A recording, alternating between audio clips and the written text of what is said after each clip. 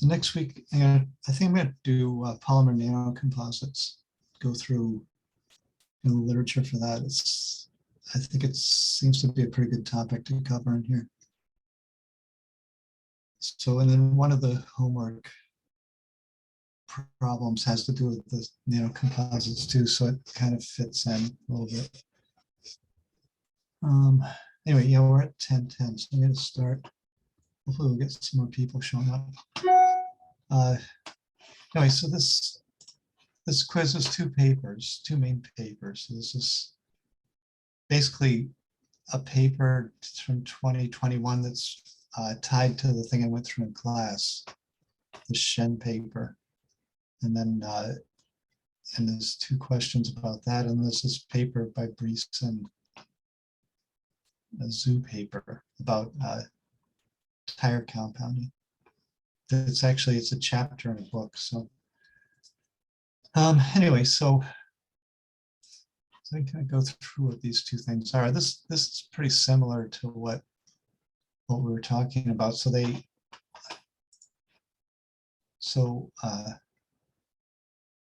do this study by putting perovskite crystals, calcium perovskite crystals, which are layered structures, into a polymer, fluorinated polymer, to make a high dielectric constant. So fluorinated polymer is going to have the highest dielectric constant of polymers, and then so they're using fluorinated polypropylene and fluorinated polyethylene, which is PVDF, divinylidene fluoride, and then the propylene is like PP something F, right? So then they put in a bunch of different. This is a supplemental that's also listed there, but so they put in all these different nanofillers, right? And then they find out that this is a perovskite crystal. So perovskite is a kind of, actually it's the most popular kind of crystal, but all of it exists at the center of the earth, because you have to form perovskite naturally, you need to have a high pressure conditions, right? But then you can also make it in solution. So the lead perovskites you can tune to match the solar spectrum for semiconductor absorption and make solar panels with it. And you don't need to make silicon with those. So you can solution cast solar panels, which is much cheaper than going through the route of making pure silicon. And it's pretty robust. The only problem is the lead's toxic.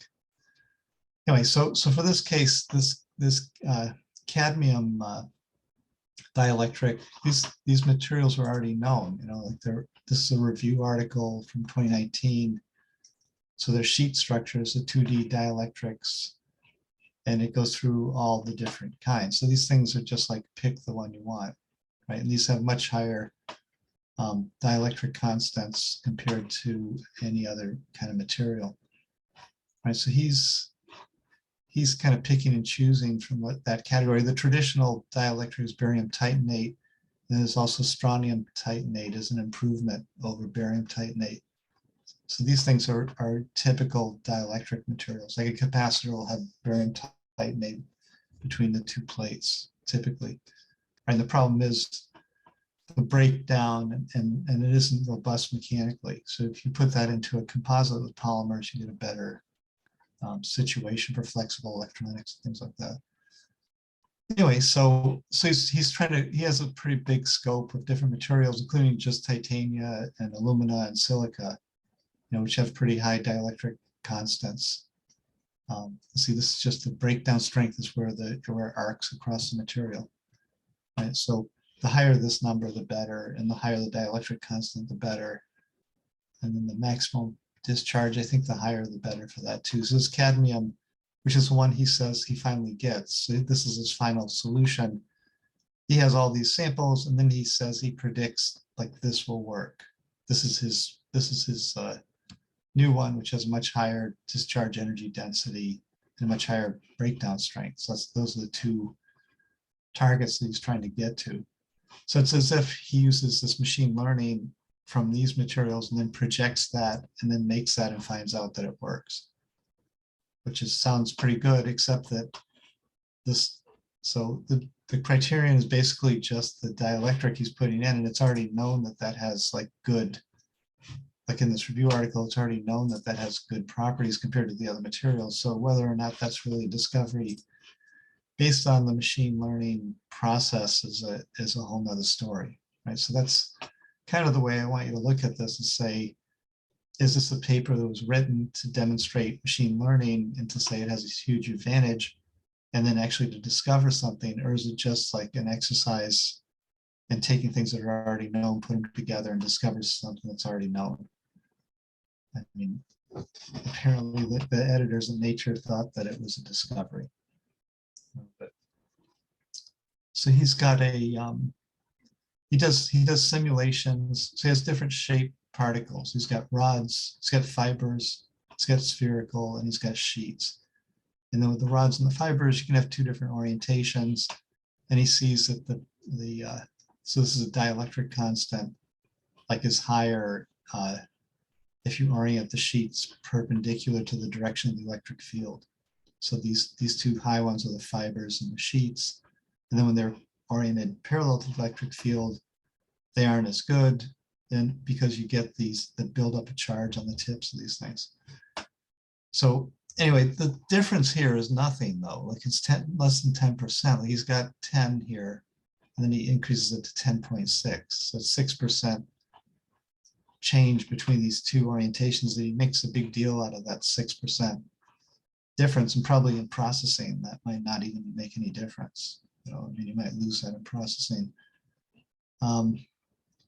Anyway, so he feeds that information into the typical, and he goes through schematics of why the orientations. So this, what you don't want to have in a capacitor is charge conduction through it, right? It's supposed to store the charge with the polarization of the material and then release it with unpolarizing the material. But it's not supposed to have electric conductivity through it. That's like a leakage that's detrimental. So he shows like in the supplemental kind of the bad things and the good things. So this conduction loss is a bad thing. And then that it reduces the electric displacement of the thing. So I think his final, what he would have had is a flat, and what the final one is this bottom curve. Because these are bad things that happen. The conduction and then the discharge. So he can calculate those in his model. So he ends up with a function, like a predictive function for this thing, this guy, which is made up of the dielectric constant and this is the conductivity, the material, and then conductivity times is charge loss. And then this is his charge storage. So he has the storage minus the loss, and this is the breakdown field. So if you have, say you have really good dielectric constant and really low loss, but it breaks down at a really low voltage, it's useless. Whereas you have to have all of these. So he works this into a criterion for scoring his materials. So that's his criteria. And these are the properties getting. So this is a typical machine learning kind of thing. Collects a bunch of data on these, runs through this analysis thing, and then spits it out. So you can kind of look at this, and it's in Nature. So this is like the high level journal paper on the subject, and it's from like 2021. So it's worth looking at. It's a polymer nanocomposite. So it's consistent with what I'll cover next week. So I thought this looked like a pretty good choice of papers to take a look at. So you have to basically really look at the paper and the supplementals. It's kind of typical of a Nature paper. Most of the stuff is in the supplemental. So you have to fish through the supplemental. You can see even his final result is in the supplemental, not in the paper. So he's got these 2D mappings of all the parameter space, the geometry, and there's orientation of the sheets, and then these are the different fillers and the permeativity versus something here. The conductivity with different fillers, I guess.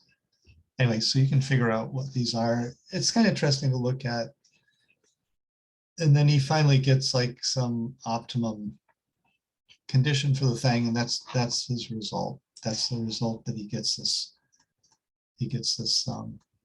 optimum material that, lo and behold, happens to be the same material that's the optimum, just the optimum dielectric material. Right, so I mean, it seems like not such a great discovery to me, but you can, again, like, I don't always get these right, so you can kind of look at this and see what you think. There's some terms like inverse design. I think you can Google these. The scoring function is that function, so just say what it is. Like, that's a decision function. And then the back propagation, the idea that's like he's going to use his learning steps of all the materials, and then come to this conclusion that something with a better dielectric constant is going to make a better capacitor. That's his end. I mean, as far as I can see, that's his end conclusion from this whole process. And with the origin of the scoring function, he goes to some length about describing the scoring function, how you develop it for this particular case. So originally I had a bunch of questions on this, but it basically sums down to two. And I think this other paper might be more, I mean, it's more interesting to me. It's not really a paper. It's a book chapter. So this is the Deng paper. Where's the book chapter? That's the Deng paper. Book chapter should be here. So get that. So there's a book. This chapter 11. So it's a book, so you have to put an F at the end. It's at page 381, which is it's the last chapter in this book. And these people are pretty well known in polymer field. So particularly Brinson, I guess, and Burkhart is at Northwestern. So those two are like the ones I know. Maybe some of the others are people you should know too, but well, I guess this guy's at UConn, so he's a separate person. So he's probably, and he's a lead author, so he might be the most important in this whole group. I'm not sure where they got the money for this. Oh, I know where they got the money. One of the guys is from Goodyear. The whole thing's funded by Goodyear. They don't give an acknowledgement in this, but anyway, so so the problem, so nanocomposites is different types, right? So you have, I mean, academics, you talk about like a spherical silica particle, and then you attach like some kind of polymer to it, and you have the molecular weight of these things, and the molecular weight of the thing you put it in, and then maybe the size of these, and then the size of these chains, then the compatibility, so you have the chi parameter between the polymers, and maybe you have even a A2, a second virial coefficient between the particle and the matrix. And then you have the dispersion, right? So this is your model, like academic thing. Like dispersion is a big question mark, because academically you're going to put this into solution, and then you're going to cast it into a film, and then you're going to study the film's properties. You can see I got a problem here in terms of size. Let me just zoom this out a little bit, because zooming means mechanically lifting it. And I think that's probably a better scenario. Then they have to do something else. Out of focus. With the cables. It's an interesting topological issue here. Yeah, that worked. All right, I'm not sure that's better, but anyway, it's different. Well, I'll just leave it like that. So that's your academic approach to this. And then industrially, say you're going to make carbon black. So you take acetylene, right? And then you burn it. and a big thing like a rocket engine that's on the side. So it's tilted sideways, and this thing comes out with a flame. So this is high temperature. This is like 2000 Fahrenheit, and then it quenches down rapidly, so the carbon precipitates into nanoparticles because of a big temperature jump. So it's far from equilibrium. Then so you've made nanoparticles, and you can make like train loads of these. Right? You can make literally train loads of this, like many cars.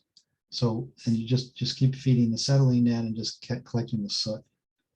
But the particles don't, like you're not going to get single particles like this. You're going to get, these things will just aggregate together, right? Because they have high surface area. They want to just, so you want to get something that's aggregated into something that's like that, like a dust bunny versus something like an FCC crystal. Because the FCC crystal is just going to be a chunk of carbon, like coal. The coal is not going to be good to mix in with polymer or to make a tire, right? You just have chunks of coal, the thing will rip apart. So you want to have this finely dispersed. And typically, like this is going to be on the order of like 50 angstrom, right? So the primary particle and the whole thing is going to be like 200 angstrom. And then those things will cluster together into larger scale agglomerates that are going to be a micron, right? And then those agglomerates are going to form a network that's going to be millimeters. It's a hierarchy. Right? So you have like bigger, bigger, bigger. You start with these little primary particles, then they form these distinguishable bonded aggregates, and the aggregates form agglomerates, and the agglomerates form a network. Right? And then there's the interfacial features between those, the primary particles and the polymer. And the polymer, the size of the polymer you're putting it into is about 50 angstrom or 100 angstrom. So it's about the same size as the primary particles. And so the size scales are similar between the polymer and the primaries. There's this interaction between them. Some of the rubber gets stuck one way or another.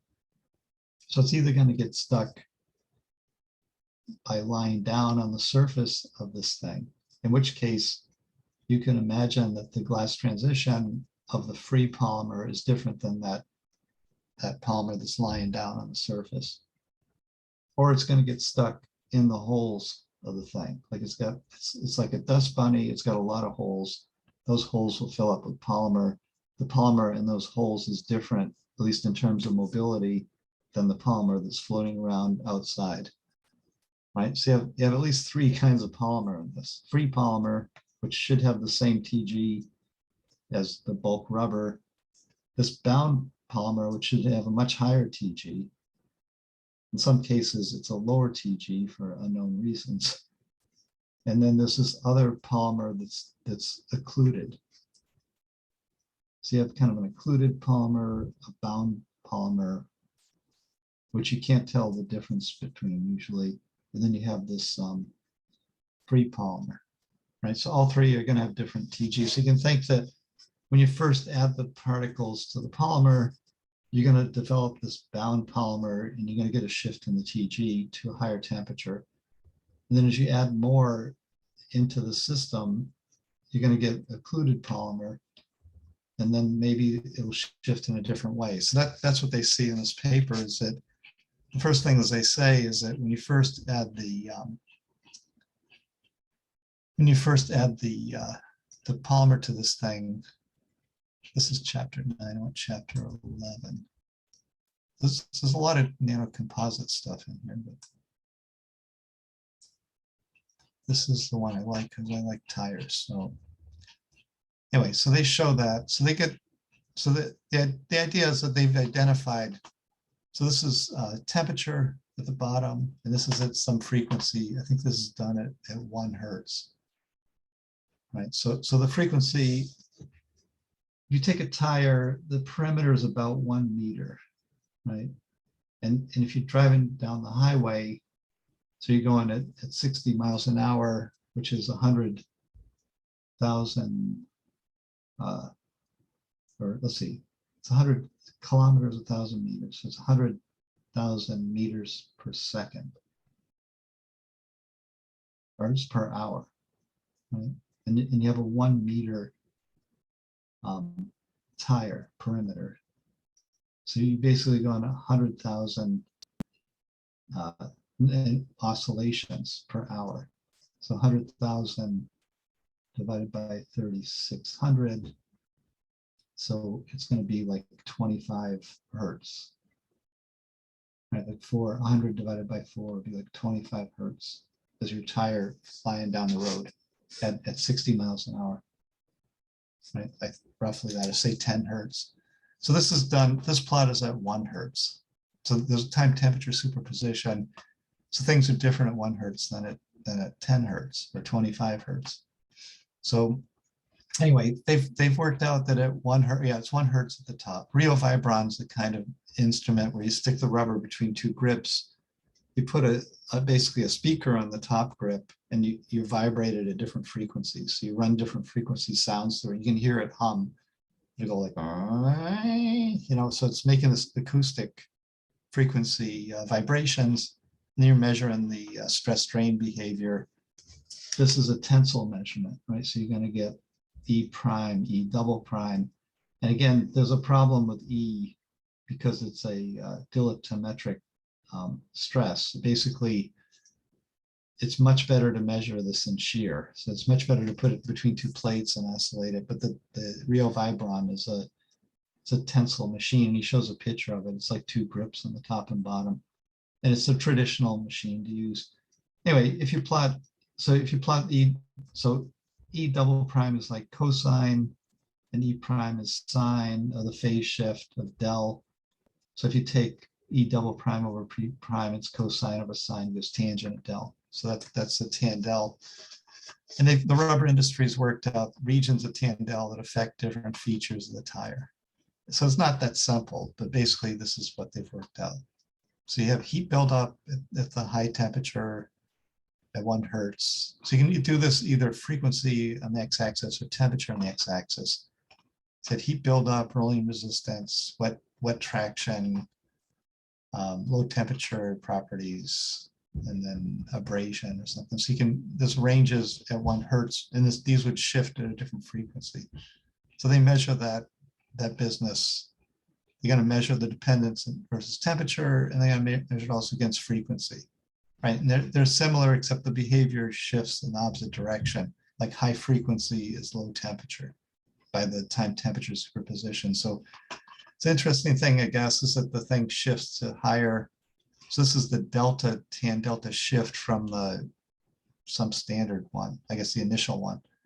And so it shifts to a higher temperature initially, like blue to green, and then it shifts to a lower temperature or a lower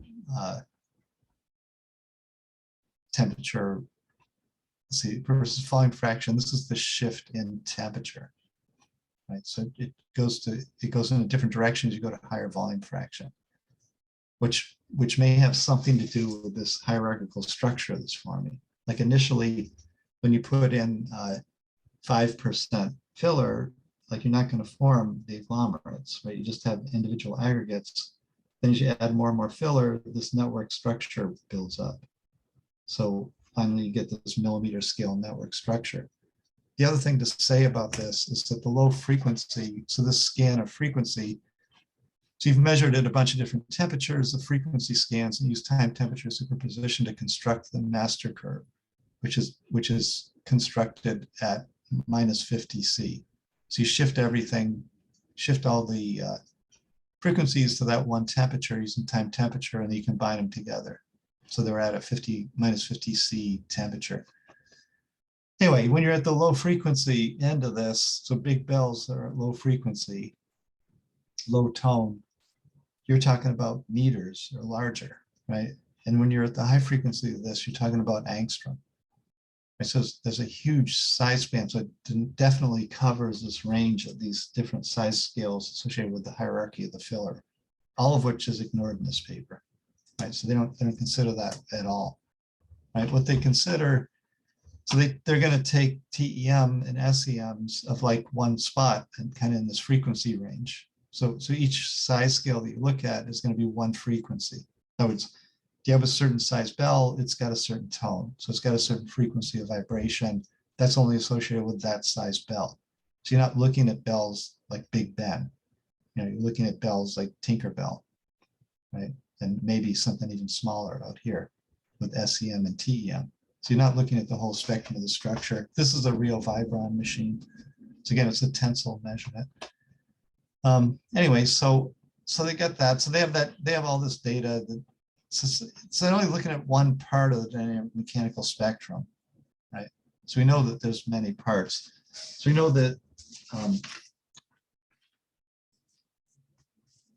we have. So if you have this setup, so you have a case spring, and then you're going to have a dashpot, which is, I mean, dashpot's an actual device. It's like a piston with a fluid in it, right? So that's just a viscous element with a viscosity.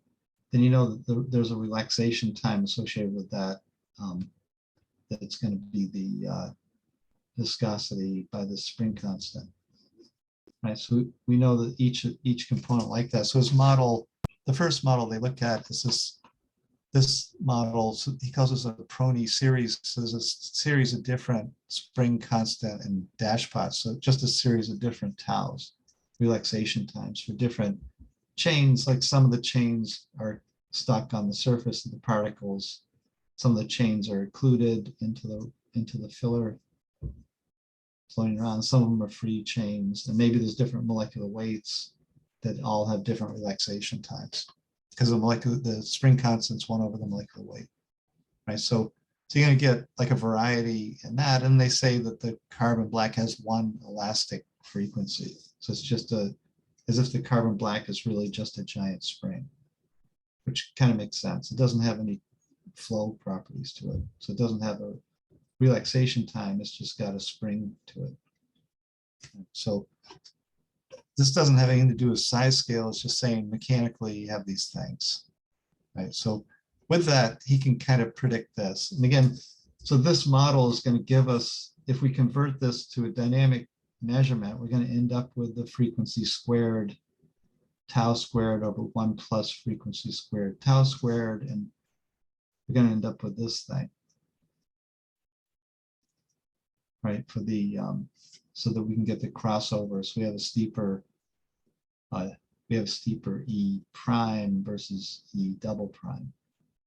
So we have the crossover frequency from this. So E double prime going with frequency at low frequency, then this term drops out. Then we just have the square frequency for E prime, and then just the frequency for E double prime, and then we get a crossover, and this thing will, E prime will reach a plateau because at some point when the frequency is high, the 1 doesn't matter, and they just have a constant value. So you have like E0 on that. And then and that's just squared over squared, so that's just 1. And then this one will deplete at high frequency. So this becomes 1 over frequency. So that will like drop with frequency on the other end. And so it starts up with a frequency scaling, reaches a peak, and then drops. So, but if you take the ratio of these two, you don't exactly get this curve, right? But he claims that if he puts in enough of these Prony series and has this elastic particle, he can duplicate the curves that he measures, this peak behavior. Right, so that should kind of make sense to you at this point. Anyway, so that's kind of one of the questions, how you do that. So then that's his initial thought on it. That's someone would or somebody did this, right? Then he says, well, we're going to take this thing from this guy. This thing should be here, I think. So this is Deng. So Deng is the same group. You see it's Brinson and Burkhardt. And this guy from Goodyear, who's E. Who is E? D.E. Poldneff is a Goodyear person. And then Goodyear's paying for this, to acknowledgements. Authors support a Goodyear tire rubber. So Goodyear's shelling out for this back in 2012. Right? So anyway, so what do they get? They get the TEMs and the SEMs. They do a threshold image. So they get 1s and 0s. From that, what are they going to do with that? Well, they get a correlation function from it. Okay, so in other words, if you had stuck this in an X-ray beam at the synchrotron, you could have gotten 7 orders of size across this whole spectrum of the different structures that you see, correlation function. Instead, they get it at 1 size, the size of the TEM and the SEM. So they get 2 because they do TEM and SEM. Then they use that.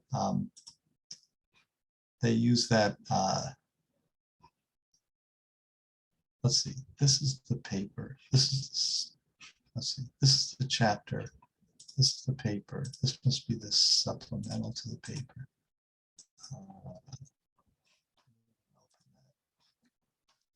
This is supplemental to this paper to Shen Zhu Deng. I guess I didn't put the supplemental in here. That's all right. Maybe you don't need it. Anyway, so that's what Deng does.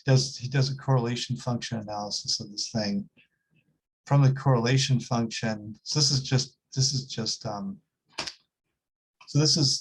thresholding. So he gets the 1s and 0s, and then he uses this program called Abacus, which is it's a company in Rhode Island that makes finite element analysis. So it's kind of 2 kinds of people in the world: people that do finite element and people that don't. You know, so the people that do, everything to them looks like a grid, right? And they just gotta say, I can put this binary image into a grid, and then I can shear the grid, and I can get the mechanical properties out of that. And the software that just does that for you, right? So you can use this Abacus commercial software to take a TEM image, which is 2D, and then project what this dynamic mechanical spectrum is going to be, right? Or you can just get the shear modulus and things from this. Right, so that's what they do, and they take that image, and then they do the correlation function for it somewhere here. Let's see. They do 2 kinds of correlation functions. I guess that must be in their supplemental. It's not in this chapter, right?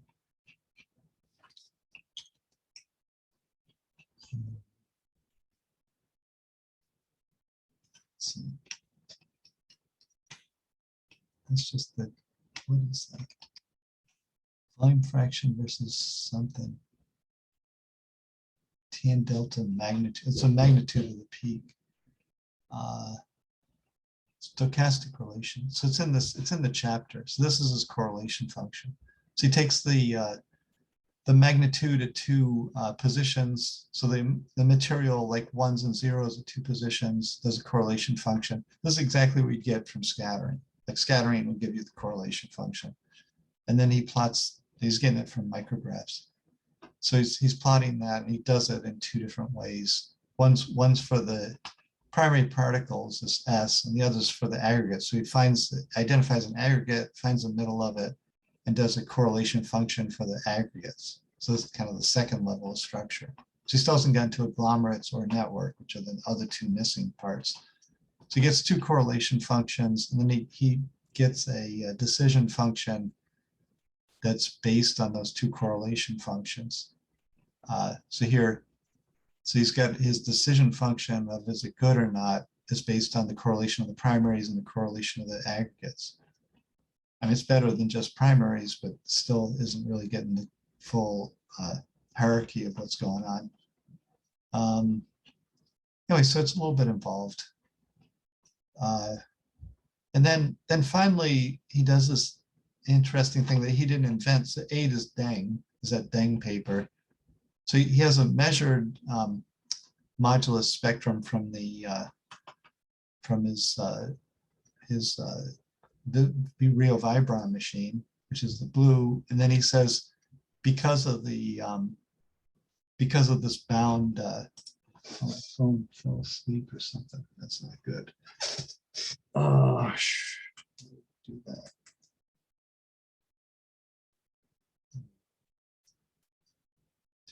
So, just quit. This is a different phone, a mag light right here.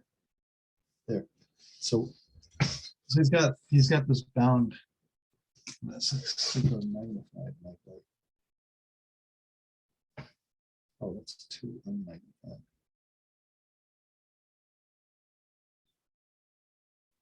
That's kind of normal. So he's got this bound polymer, and the contribution from that, he says, is just shift the frequency to a lower frequency. So a higher temperature for the transition. Because it's bound, it's not as easy to release it, right? So basically, he calls that shift of the tan delta peak this bound polymer. That's his interface.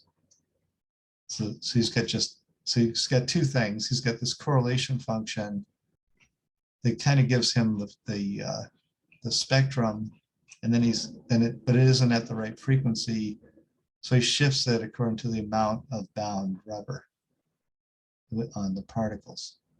So this is just sleight of hand here. So this isn't prestidigitation, right? So there's no reason to do this exactly, except that you kind of can make an argument that it might work that way. Right, but that's what they use as the crux of what they're doing. You can see they've shifted things around in frequency, and that's their interface. So that's kind of what they do. And then in the end, mostly of this paper, they're just trying to set up a framework to do this. Like, how do you quantify these things? They decide that from those micrographs, they can define this repetitive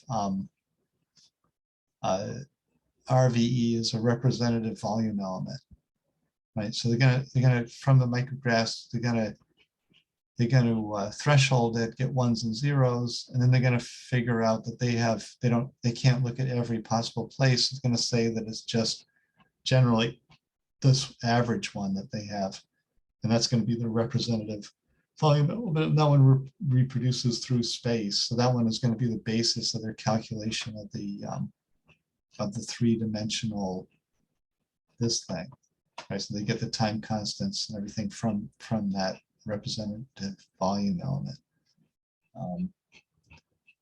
So it's kind of interesting. I mean, it's a difficult problem, and they've addressed it in the way they've done it. You know, you can criticize it, but basically they've done something, you know, and it seems like a pretty interesting paper to look at. Then they basically don't actually use machine learning. They just have set it up. So at the end, they say, they even have a summary there, and then they do like machine learning, like how you're going to use this in machine learning. They have kind of the picture of it. Oops, that's weird.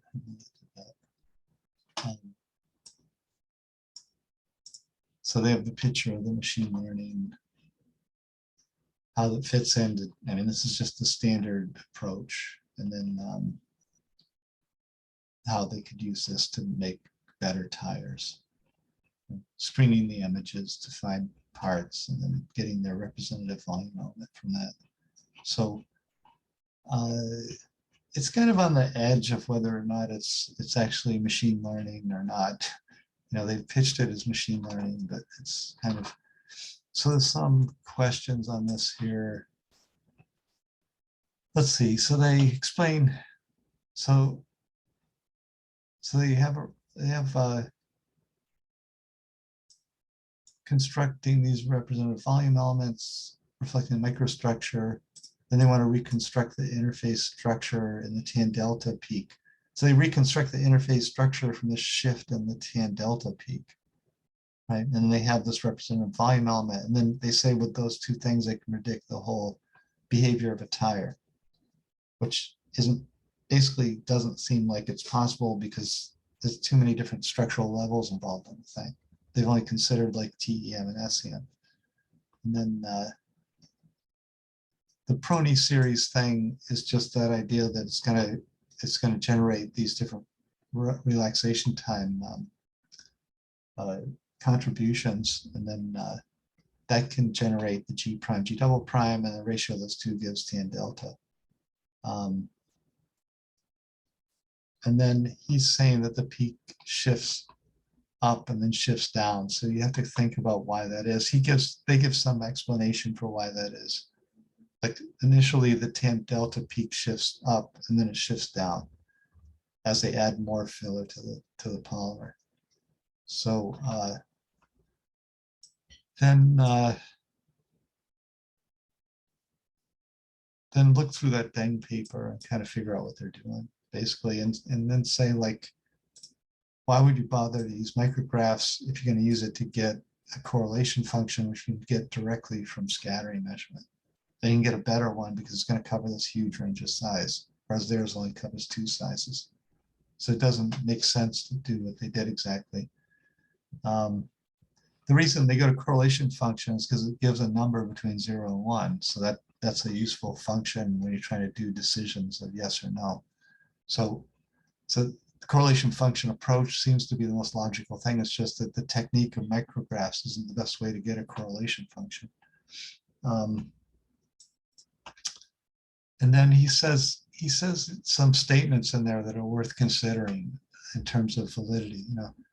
So he says like the thing that's going to decide the properties is loading percent, the dispersion, which he doesn't define, and the geometry, which isn't particularly well defined either. So he picks a definition for dispersion and for geometry that are arbitrary, right? So dispersion, so the funny thing about dispersion is that you could have, so you make the particles in this rocket that's tied to the ground, they're nanoparticles, and then they bond together, right, into aggregates. So this thing won't disperse, like that thing is fixed. That thing, if you break it apart, you can break it apart, but it's not exactly dispersing, right? So this thing is basically permanent once it's made in the flame. And then you mill that, or even if you put that into a bag, it's going to form clumps. So it'll make these agglomerates, and the agglomerates are going to cluster together. So again, like 100 angstrom agglomerates that are going to cluster together into something, whatever it is that you put into a train car. Then you get that at your tire factory and mill it into the rubber. It breaks up these agglomerates. It breaks up this kind of whatever big chunks, then breaks up the agglomerates as you mill it. And you can watch the torque. If you watch torque versus time, the torque initially will just grow and grow and grow. Then it's going to reach a peak, and then it plateaus out and goes flat. And you say at that point it's dispersed. And at that point, dispersed means that you have aggregates that are fixed, and then agglomerates that exist in the condition of that shear that you put it under, and then a network that it forms, right? So dispersed here isn't really dispersed, right? The carbon black and the polymer are immiscible with each other. So they're going to phase separate if they can, but they can't because the polymer forms entanglement network that keeps it separated once you mill it, right? So you have this thing embedded in this kind of resin binder. So it's going to keep the thing separated. They can't transport through that, right? Because the relaxation time for that network is much slower than the transport relaxation time of the particles in it. So they're stuck where they are. The polymer looks like it's a fixed wall to the speed of the particle motion. So anyway, so basically there's a lot to this that they're kind of overlooking. So dispersion, what it means, it's kind of a good thing to give a little bit of consideration to, especially in a condition where you have different frequencies and different size scales involved and different temperatures, right? So dispersion isn't a single value here. They say it's a single value. And the same goes for geometry. So the geometry on a nanoscales, these particles, they're spheres, essentially. Then you have these probably asymmetric aggregates. And then those aggregates form agglomerates that are also asymmetric, and they're going to form a network. So whatever a network is, right? So basically, in terms of geometry, what they're saying is it a sphere? Is it a fiber? Is it a sheet? They have 3 choices for geometry, 1, 2, 3. And this thing is none of those, right? So there is no geometry in that context. Right? They're not regular structures. There's some kind of disordered structures. right? So geometry has to be really considered also. And then the final critique to look at this thing is that the only thing they look at in terms of result, like what's good, what's bad. So they're going back to this original picture of what's good and what's bad, is just this picture from 1950 from the tire industry. And so their picture of good and bad is what the guy that's paying for it says is good and bad, which is this picture. So what do you want? You want wet traction, you want to be high, and rolling resistance, you want to be low. So you want this part of the curve to go up and that part of the curve to go down. You want heat buildup to go down. So basically everything up here you want down. Wet traction, low temperature properties, you want up. So when it's cold out, you want to get grip, right? Ice grip, and you don't want abrasion. So kind of you want to increase this part of the curve, you want to reduce that part of the curve and reduce this part. So he doesn't have a machine learning that's going to do that. And also, this isn't just this one number isn't going to decide everything, because you need to have a finite modulus, right? I mean, you have to have a modulus that's going to make it so that it isn't just floppy, right? So the actual values, the tan delta is a unitless number, right? So the numbers that went into the tan delta are important too. And also, if you think about what is the difference between natural rubber from a tree and rubber tire, is that the rubber from the tree just rips apart. So the tear resistance, so adding the carbon black adds tear resistance. So where is tear resistance in this plot? It isn't here because this is all at low strain, right? This is low strain behavior. So tear resistance happens under concentrated high stress conditions where you rip apart the molecules, right? So that isn't part of this picture.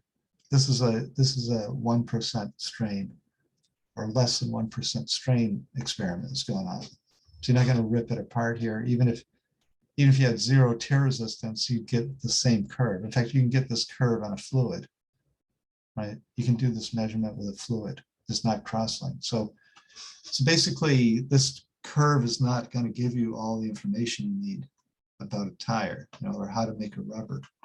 So it's nice because if you have this real Vibron machine, and then you have rubber, then you can stick it in that machine and you can get this curve from it, and you can say something about it that may or may not be true, right? So anyway, I mean, the other thing is that these things usually are made of multiple components besides carbon black and rubber. That was 60% of the tire is oil. So you just put oil into it. So actually, the rubber part is going to be only 10 to 20% of the tire. It's mostly carbon black and oil. And then the rubber is kind of holding it together. So this curve is really coming from the rubber part. So you're missing like most of the tire, 80% of the tire you aren't even looking at with this curve. You're looking at the effect of the 80% on this curve, but you're not actually looking at what's going on. So there's a lot of problems with this, with kind of looking at it this way, but it is like a hit at it, they're in the space and messing around with it.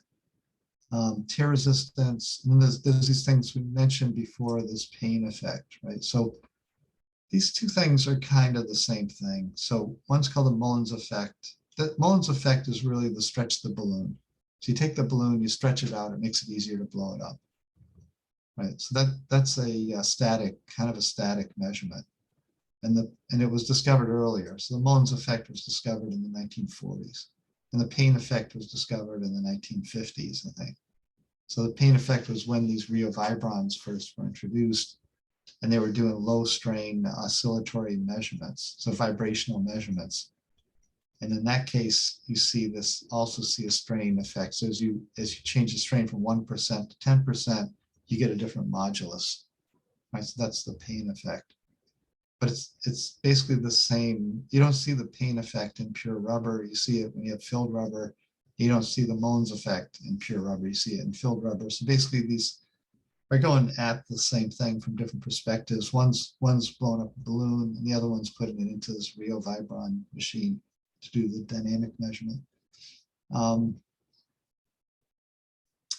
So scheme shown in 1120. 1120. Let's see, so that's where they're projecting, like, to do the machine learning on these things. And I guess my interpretation would be that you need to have something a lot more complicated than this. I mean, all right, these are just general topics, so you could fit whatever you want into these boxes, but basically from the way they presented it, you're going to need more than this, to do this thing. So that's about it. Hopefully you get something out of this. And then it leads into next week. We'll talk a little more about, well, next week I'm going to talk about these particles, like Sanat Kumar.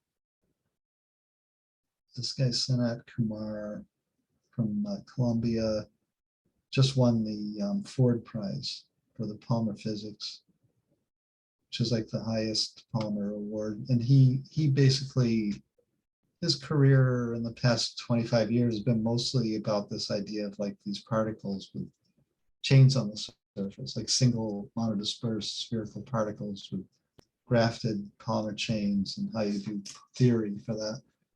So we'll go through like some of Sanat Kumar's stuff, and then we'll talk a little bit about Phil, about this kind of tire thing, maybe, if it's time. And then like this kind of systems is the main thing people have looked at for in academics, for nanocomposite. There's also some things on, there's a lot of stuff on graphene sheets and on nanotubes and on some other kind of nanocomposites, but basically the theoretical work has mostly been in this arena, so kind of look at those next week. And then the final quiz will be like individual. Just do it like a final kind of, but I don't think it matters to anybody basically. And the undergrads, if you're a senior, you don't need to do the final homework thing, because it's basically seniors aren't supposed to do finals, and it's kind of what it'll be due in finals week, so you don't need to do it. So any questions on this thing?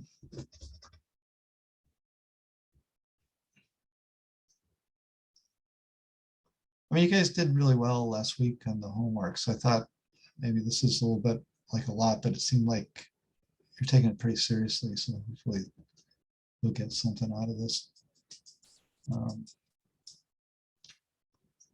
Otherwise, that's about it, I think. There's no questions. 6 people showed up. Yeah, we're missing 2 undergrads, I guess. Have a good weekend, Dr. Prerecorded. Yeah, all right. Yeah, have a good weekend, you guys. Yeah. Thank you. Bye. Have a nice day, sir. Bye. Yeah, have a good Easter.